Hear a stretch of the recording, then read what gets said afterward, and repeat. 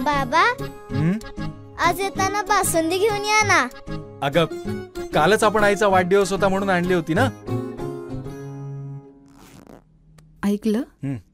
गोकुळची बासुंदी पुन्हा खावीशी वाटतेय. खरं सांगू, मलाही खावीशी वाटतीये. पुन्हा पुन्हा खावीशी वाटणारी गोकुळ बासुंदी. आपल्या पंचगंगा नदी कोल्हापूरमधील ऐतिहासिक असे जुनं पुराणं मंदिर, ज्या ठिकाणी भारतीय पुरातत्व विभागाचा या पंचगंगा नदी परिसरामध्ये पगडा आहे, अशा ठिकाणचं एक मंदिर एका रात्रीमध्ये गायब झालेलं आहे. आणि ही जी चर्चा पूर्ण बुधवार पेठेमध्ये आणि कोल्हापूरमध्ये सुरू झालेली आहे.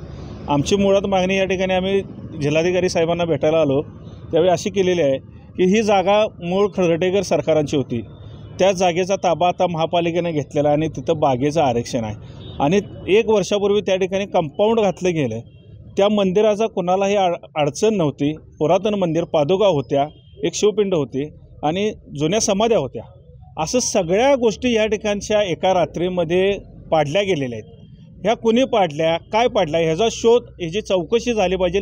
या मागणीसाठी आम्ही आत्ता कलेक्टरांना या ठिकाणी भेटलेलो आहोत. तसेच लक्ष्मीपुरी पोलीस स्टेशनलाही आम्ही अज्ञातांविरुद्ध गुन्हा नोंद करायची मागणी केलेली आहे. आणि भारतीय पुरातत्व सर्वेक्षण विभाग मुंबई यांनाही आम्ही पत्र दिलेलं आहे की ह्याची चौकशी होऊन या ठिकाणी योग्य ती कारवाई व्हावी. आम्ही जर तरच्या गोष्टीवर जास्त बोलणार नाही. राजकीय आहे का शासकीय आहे का काय, हे जेणे आता पोलीस स्टेशन असेल किंवा पुरातत्व विभाग असेल किंवा कलेक्टर ऑफिस हे चौकशी करतील. कारण ह्याचा कुठलाही पुरावा नाही की ते मंदिर आमच्या पुढ्यात पाडले.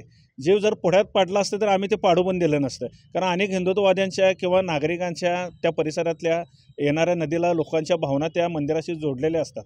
त्यामुळे आपण कोणावर डायरेक्ट आरोप करू शकत नाही. पुरावा असता तर आम्ही 100% नाव घेतलं असतं.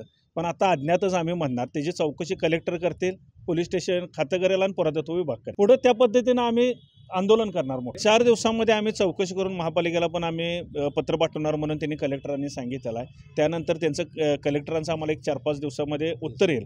आत्ताच आम्हाला एक पर्यावरण प्रेमी आपले उदय गायकवाड साहेब पण म्हणले की समोर जे गायकवाडांच्या समाधी होत्या त्या संदर्भात पुरातत्व विभागानं महापालिकेला नोटीस काढलेली आहे, पोलीस स्टेशनला पण, की ज्यांनी ह्या समाध्या पडलेल्या त्यांच्यावर कारवाई करा म्हणून असं एक पत्र उदय गायकवाडांच्याकडे आहे.